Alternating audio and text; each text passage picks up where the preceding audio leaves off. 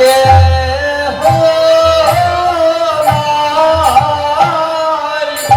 আমার ভক্ত ভক্ত সইতে সইতে পারে পারে না গো।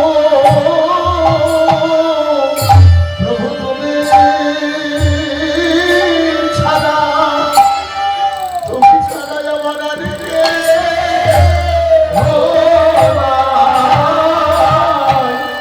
আজ আমার ভক্ত ভক্ত সইতে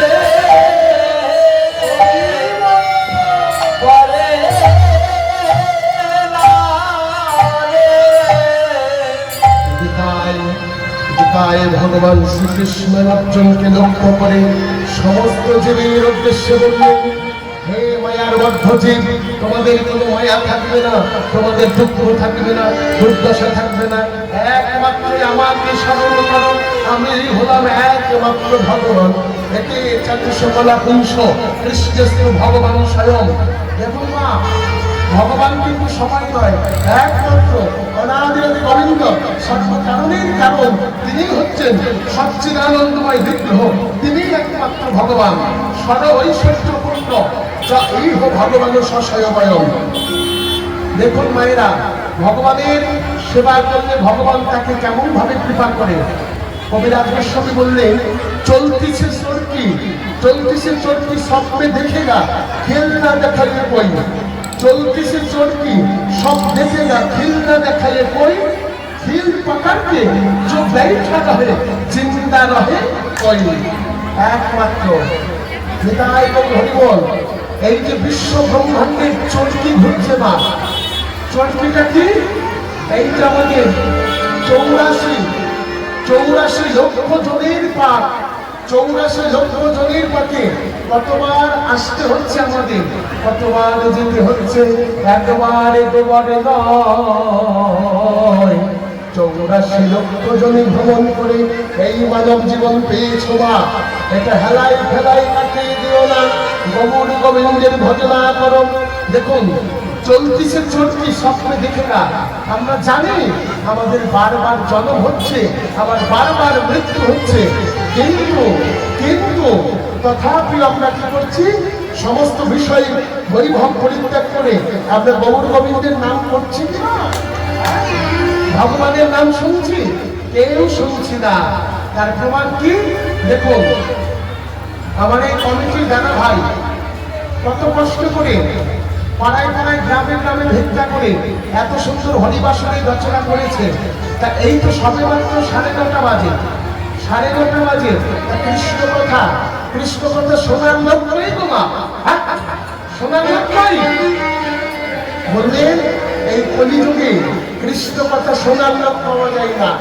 এটা কীর্তন গান না হয়ে, এটাই হরি বল, এটা কীর্তন গান 32 প্রহর লীলা কীর্তন না হয়ে যদি কোনো ড্যান্স হাঙ্গামা অনুষ্ঠান হতো, হ্যাঁ, একেবারে ছোট ছোট পোশাক পরে, নিতাই গৌর হরি বল, ছোট ছোট পোশাক পরে ডিজে বক্স বাজে, তার সঙ্গে নিতাই গৌর হরি বল, এই যে বুঝতে পারছেন, হ্যাঁ, এই যে বোতল নিতাই গৌর হরি বল, একেবারে ডিজে বক্স বাজে, তার সঙ্গে এটা যদি একটু দাম করা হতো এই প্রসাদের পরিবর্তে, হ্যাঁ, দেখতেন মৃত্যু থেকে 8 থেকে 80 বছর পর্যন্ত কেউ বাকি থাকতো না, একেবারে কাতারে কাতারে লোক, হাজারে হাজারে লোক জায়গা দিতে পারতেন না। জয় জয় রাধে। কিন্তু ভগবানের নামগুলো কীর্তন তো এটা ভালো লাগে না। ঔষধ কি ভালো লাগার জন্য খাই আমরা? ঔষধ ভালো লাগার জন্য খাই না, ঔষধ ভালো হওয়ার জন্য সেবন করতে হয়। কীর্তনটা কোনো ভালো লাগার বিষয় নয়, ভালো লাগার বিষয় নয়। কীর্তন হচ্ছে জীবনে, মানব জীবনকে সুন্দরভাবে ভালোভাবে তৈরি হওয়ার জন্যই তো গৌর গোবিন্দের কীর্তন। ভগবান বললেন, চলতিছে চলতি স্বপ্নে দেখে না, জগতের 84 লক্ষ জনের পাক আমরা সবাই জানি, কতবার আসি কতবার যাই, ভগবান বললেন তারাই একমাত্র মুক্ত। মায়েরা, আপনারা যাতা চেনেন? যাতা কি গো মায়েরা? হ্যাঁ ছেলে তো বটে। যাতা চেনেন? আগেকার দিনে মায়েরা, এখনকার মতো নয়, আগেকার দিনে যাতার মধ্যে কি করা হতো? মা যাতা দিয়ে মটর, কলাই, মুগ, মুসুরি সব কি ছোলা কি করা হতো? আগেকার দিনে তো মেশিন ছিল না, ওই যাতা দিয়ে। হ্যাঁ, যাতা দিয়ে কেমন হয় গো যাতা? দুটো স্টোন, মানে দুটো পাথরের, হ্যাঁ দুটো পাথরে পাথরে যাতার মধ্যে কটা ফুটো থাকে গো মা? ভালো করে বলুন তো, কটা ফুটো থাকে? একটা ফুটোর মধ্যে 3টা গোজা থাকে, তাই না? আর আরেকটা ফুটোর মধ্যে মটর, কলাই, মুসুরি দিতে হয়, তাই না? আর আরেকটা যন্ত্র আছে, সেটাকে অবলম্বন করে সেটা লাঠি দিয়ে ঘোরালেও হয় বা ফুটো করে দিয়ে ঘোরালেও হয়। তা দেখবেন মায়েরা যারা আছেন, এটাই আমার লাস্ট আসর, এবছরের মতো এটাই লাস্ট আসর। আমি যদি আপনাদের কাছে কিছু দিয়ে দিতে পারি, এটাই আমার কৃতার্থ হবে। আপনাদের যদি কিছু দান করে যেতে পারি, টাকা পয়সা নয় মা, একটু গৌর গোবিন্দের গুণকীর্তন। হ্যাঁ বললেন, দেখবেন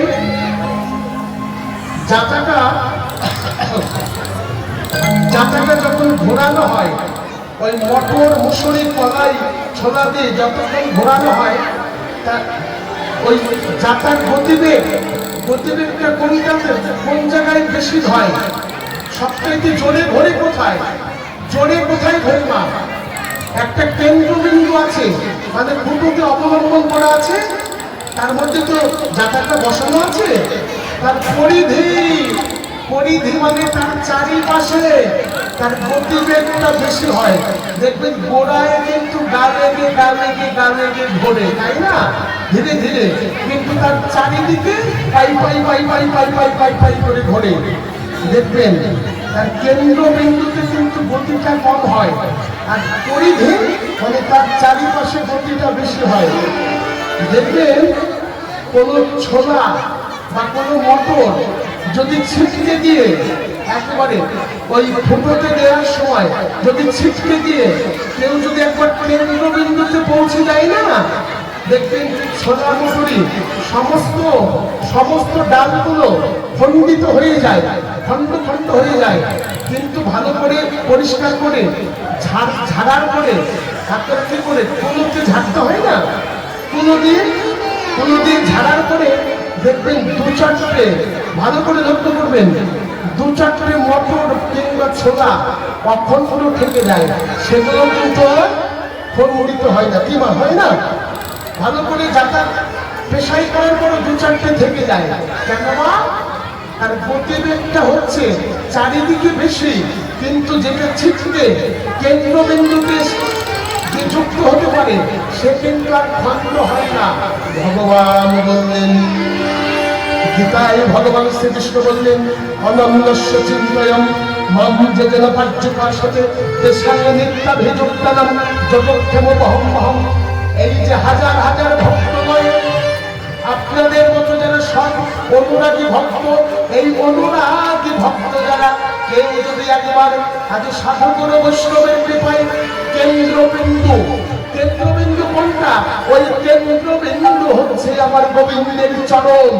কেউ যদি গোবিন্দের চরণটা একবার আঁকড়ে ধরতে পারে, সে কিন্তু আর খণ্ডিত হয় না।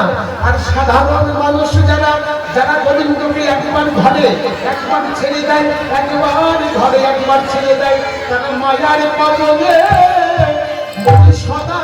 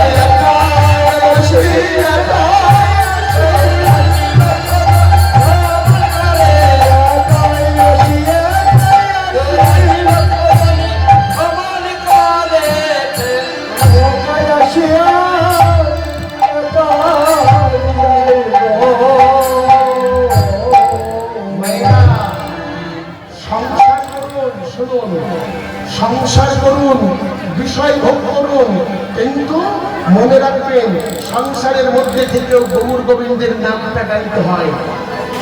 ভাগবত কি বললেন? ভাগবতে 18,000 শ্লোক, ব্যাসদেব মহামুনি 18,000 শ্লোক, তার মধ্যে কত উপনিষদের শ্লোক।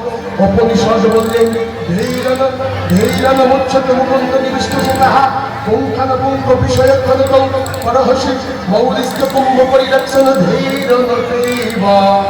দেখুন উপনিষদ বললেন ধীরন মুচ্ছতে মুকুন্দ নিবিষ্ট তাহা পুঙ্খান পুঙ্খ বিষয়ক্ষণ মৌলি তৎপরহসি সঙ্গীত বাদ্য তাল নয় বসঙ্গতাপি মৌলিস্ত কুম্ভ পরিরক্ষণ ধীরন দেব। মায়েরা, আপনি আমি সংসার ছেড়ে দিতে পারবো? সকলের ভাগ্যে প্রতি জন্মে থাকে ভাগ্য, বিষয় ছেড়ে হয় বই রাখবো। সবাই কিন্তু আর সংসার ছেড়ে যেতে পারি না। উপনিষদ কি বলছি জানেন? উপনিষদ বললেন ধীরন মুচ্ছতে মুকুন্দ নিবিষ্ট তাহা পৌঁখান পৌঁখ বিষয়ক্ষণ মৌলি তৎপরহসি। মায়েরা দেখবেন, যারা সাঁওতালি আদিবাসী মেয়েরা আছে, যারা সাঁওতালি আদিবাসী মেয়েরা আছে, তারা দেখবে আমাদের ওই দিকে দেখা যায় বিয়ের সময় যখন বিয়ে হয় না, ওই যখন ঘাটে জল পোড়াতে যায়, আপনাদের এদিক দিয়ে যায় জল পোড়াতে বিয়ের সময়, কি বলে আপনারা কি বলেন? বিয়ে হলে নতুন বধূ বধূকে স্নান করানোর জন্য বা ছেলেকে স্নান করার জন্য জল শাস্তি যেতে হয় না? তা আমাদের ওইদিকে আদিবাসী মেয়ে যারা আছে, আদিবাসী মেয়েরা মাথায় সুন্দর করে বেরো তৈরি করে। তা বেরো তৈরি করে এক একজনের মাথার উপর একটা দুটো তিনটে চারটে করে কলস দেয়, চারটে করে কলস দেয়। তারপর সুন্দর করে হাঁটুর ওপরে কাপড় পরে, হাঁটুর উপরে কাপড় পরে তারপরে তারা মাদল বাজায়। একবারে 20, 25, 30 জন একসঙ্গে তারা মাদল বাজিয়ে নৃত্য করে, মাদল বাজিয়ে তারা নৃত্য করে। কিন্তু যতই তারা নৃত্য করুক না কেন, হ্যাঁ দেখবেন যতই তারা নৃত্য করুক, তাদের মাথা থেকে কখনো কলসটা পড়ে যায় না। আপনারা দেখেছেন মাথা থেকে কলস পড়ে যেতে? সাঁওতালি মেয়েরা যখন নৃত্য করবে, তাদের কলসটাকে কোনো আঠা দিয়ে লাগানো আছে বা কোনো কাদামাটি দিয়ে লাগানো আছে? কোনো কাদামাটি দেওয়া নেই, আঠা দিয়ে লাগানো নেই। তাহলে তারা এত তালে তালে নৃত্য করে, তা মাথার কলসটা তাদের পড়ে যায় না কেন? কেন পড়ে যায় না?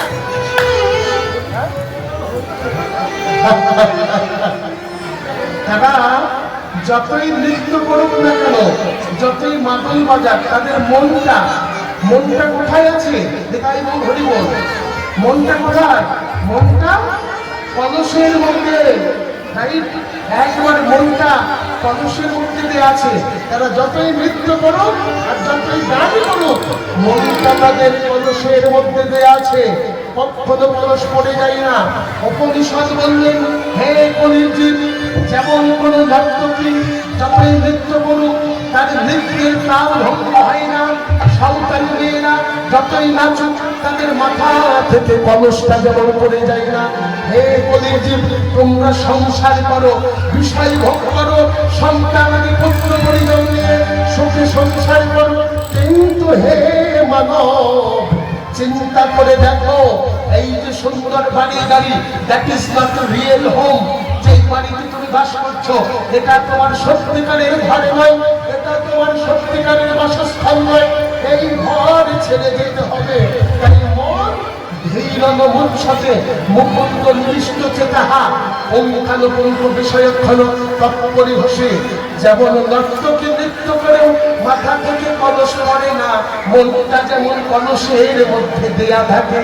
তুমি সংসার করো, বিষয় ভোগ করো, আর এই যে তোমার মনটাকে ফেলে রাখো মুকুন্দ নিবিষ্ট তাহা। মুকুন্দ মানে আমার বাসুদেব পরমেশ্বর অনাদির আদি সেই গোবিন্দের চরণ তলে, গোবিন্দের চরণ তলে তোমার পূজা করে থাকে তবে তোমার আর ধ্বংস নেই, তোমার আর ক্ষয় নেই। ভগবান বললেন যে করে আমার আশ তারই করি সর্বনাশ, যদি না ছাড়িয়া ছাড়ে বাস তাদের কোটে আমি দাসের যদি একবার আমার রাঙা চরণ তাকে ধরতে পারে, ভগবান বললেন সেই ভক্তের বোঝা মাথায় রাখি।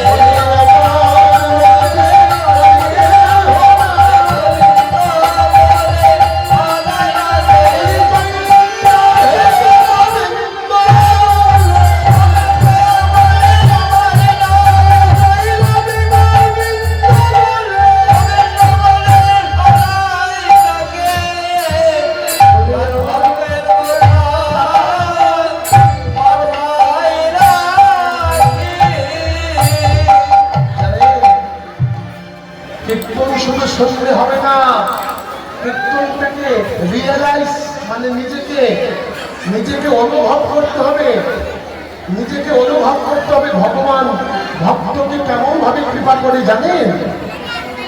এক ভাগবত পাঠক প্রতিদিন ভাগবত পাঠ করে। তা প্রতিদিন ভাগবত পাঠ করতে করতে এই গীতার এই শ্লোকটা একদিন পাঠ করছে, কি অনন্তস্য চিন্তায় মাম যোজনা পাঠ্য পাশতে তেষাং নিত্যাভিযুক্ত নাম যোগক্ষেম বহম। এই শ্লোকের অর্থ কি? কারণ ভগবান বলছে যে এই ভক্তগণ যারা আমার নাম গুণগান নিরন্তর করে তাদেরকে আমি সমস্ত দুঃখ কষ্ট হরণ করে আমি ভক্তের বোঝা ভক্তের ভার আমার স্কন্ধে বহন করি। তা যেই ভাগবত পাঠক গীতা পাঠ করছে তা তিনি হচ্ছে অত্যন্ত দরিদ্র মানুষ, অত্যন্ত দুঃখী মানুষ, অত্যন্ত কাঙাল মানুষ। তা ভাগবত পাঠ করতে করতে বললেন, না প্রভু তুমি এত কথা বলেছ, এই কথাটা তোমার সত্যি নয়, এই কথাটা তোমার সত্যি হতে পারে না। যদি সত্যি হতো তাহলে আমি তোমার নামগুলো কীর্তন করি, আমার এত দুঃখ থাকতো না, আমার এত কষ্ট থাকতো না, আমার এত অভাব থাকতো না। এই মনে করে ওই গীতা পাঠক ওই গীতার শ্লোকের উপরে একেবারে লাল কলম দিয়ে দুটো লাল কালির দাগ দিয়ে দিয়েছে, বললেন মিথ্যা মিথ্যা মিথ্যা, এটা তোমার সত্যি কথা নয়। দেখুন ভগবানকে যদি একবার ডাকার মতো থাকা বৈকুণ্ঠ ধামে ভগবানের সিংহাসন চলে গেল। ভগবান বললেন, নারদ আজকে আমার এক ভক্তকে পরীক্ষা করতে হবে। আমি ভক্তের কাছে পরাজিত হয়েছি, ভক্ত আমাকে বলেছে আমি নাকি ভক্তের বোঝা মাথায় তুলি না। হ্যাঁ, এই ভক্তকে আমাকে কৃপা করে বোঝাতে হবে আমার মহিমা। নারদ বলছে, প্রভু আপনি কি করবেন? বললেন, কি করবো জানো? বললেন, নারদ তুমি আর আমি দুজন বালকের বেশ ধারণ করি, দুজন বালকের বেশ ধারণ করি, ছোট্ট ছোট্ট বালক, 10 বছরের বালকের বেশ ধারণ করে ভগবান কি করেছে জানেন? ওই ব্রাহ্মণ গীতা পাঠ করছে, আর ব্রাহ্মণের অজান্তে ব্রাহ্মণের বাড়িতে চাল ডাল শাক সবজি আলু পটল বড় বড় বড় বড় দুটো ধামাই করে ওই ভগবান আর নারদ মাথায় করে চাল ডাল আলু পটল সবজি সমস্ত কিছু মাথায় করে নিয়ে ওই ব্রাহ্মণের বাড়িতে গিয়ে বলছে, মা ও মা, মা বাড়ি আছো? ব্রাহ্মণী তাড়াতাড়ি করে দরজা খুলে দেখছে দুজন বালক দাঁড়িয়ে আছে। বললেন, খোকা খোকা, কারা কারা তোমরা? বললেন, মা ও মা, আমরা হলাম, হ্যাঁ আমরা তোমারই দুজন সন্তানের মতো মা, আমরা তোমারই সন্তান। বলেন, মা এই দেখো বাবা, বাবা কত কিছু গীতা পাঠ করে কত কিছু পেয়েছে চাল ডাল, আর এই চাল ডালগুলো জানো আমাদের মাথায় তুলে দিয়েছে, আর আমরা এত ছোট্ট মানুষ তো, এত চাল ডালের ঝুড়িটা আমরা মাথায় করে বইতে পারছি না বলে বাবা দেখো আমাদের পিঠের উপর দুটো বেতের আঘাত করেছে, দেখো আমাদের পিঠের উপর যেন দুটো লাল এখনো বেতের আঘাতে দাগ হয়ে আছে, মা তুমি দেখো। এই বলে সত্যি সত্যি আজ ব্রাহ্মণী তো জানে না ভগবানের কৃপাটা কেমন, হ্যাঁ ব্রাহ্মণী সত্যি সত্যি দেখছে, আহা পিঠের ওপর যেন একেবারে রক্ত জমে আছে, যেন দাগ হয়ে গেছে। তখন ব্রাহ্মণী বলে, ওরে ওরে খোকা, এই চাল ডাল তোরা ওই তুলসীর তলায় নামিয়ে রাখ, হ্যাঁ তুলসীর তলায় নামিয়ে রাখ, তোরা বস, তোরা আমার বাড়িতে বস, আমি তোদের প্রসাদ রন্ধন করে তোদের আমি সেবা করাবো। বলেন, মা মা এই চাল ডাল তুমি তোমার ঘরে নিয়ে রাখো, আর আমরা একটু স্নান করে আসি, গ্রামটা ঘুরে তারপরে বাবা ফিরে আসবে, ব্রাহ্মণ ফিরে আসবে, একসাথে আমরা দুজনাই সেবা করব। এই বলে মা তো বুঝতে পারে না এত সাধারণ মানুষ নয়, এত সাধারণ মানুষ নয়, এই হলো আমার ভক্তের ভগবান, ভক্তাধীন ভগবান, হ্যাঁ যেই চাল ডাল ঘরে এনে রাখলেন, আর তুলসী তলায় যেখানে ভগবান দাঁড়িয়েছিলেন ওই তুলসী তলায় থেকে ভগবান অন্তর্ধান হয়ে গেলেন। মা বুঝতেও পারল না। ব্রাহ্মণ গীতা পাঠ শেষ করে ওই গীতাকে নিজের সংগ্রহে একেবারে নিজের ঝোলায় পুরে যেই বাড়ি ফিরে এসেছে, বললেন, ব্রাহ্মণী ব্রাহ্মণী আজকেও গীতা পাঠ করে আমি কোনো চাল ডাল কিচ্ছু পাইনি, এই দেখো আমি খালি হাতে আজ ফিরে এসেছি, কেউ কিচ্ছু আমায় দান করেনি। তখন ব্রাহ্মণী বললেন, এই কি ব্রাহ্মণ, এই কি ব্রাহ্মণ, আপনি কিছু পাননি?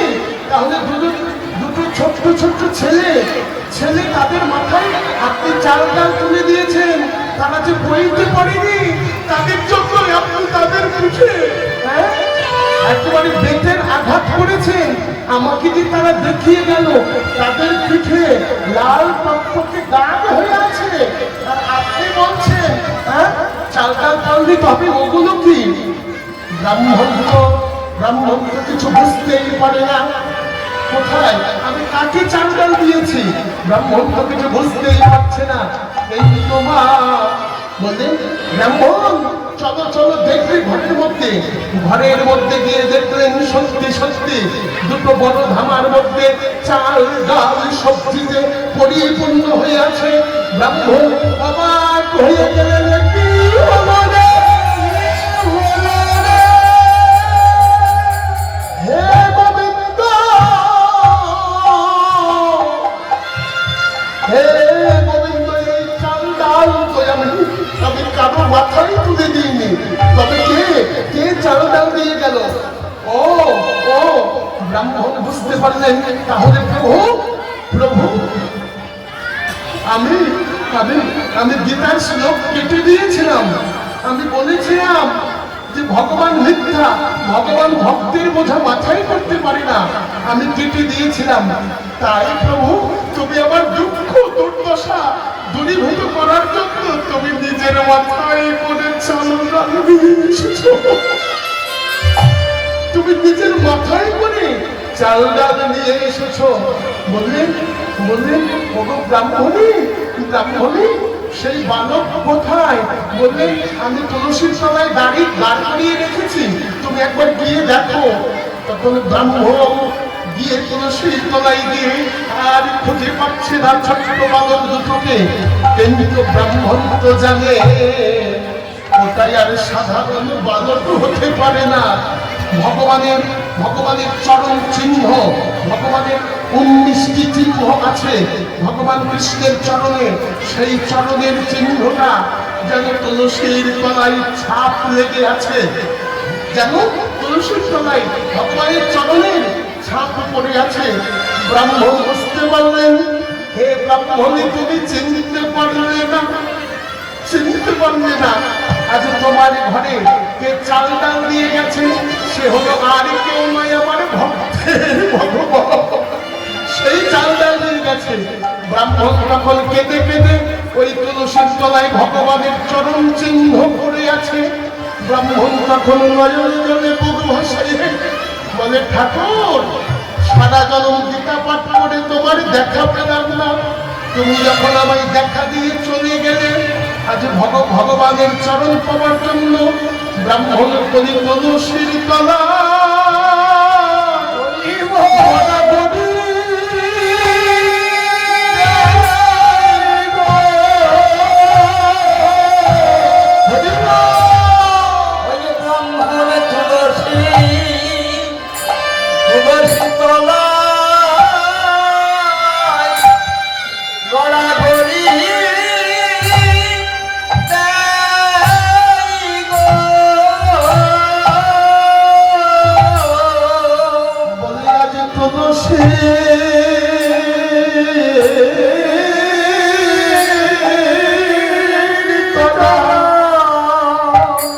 তুলসীর তলা গদা করে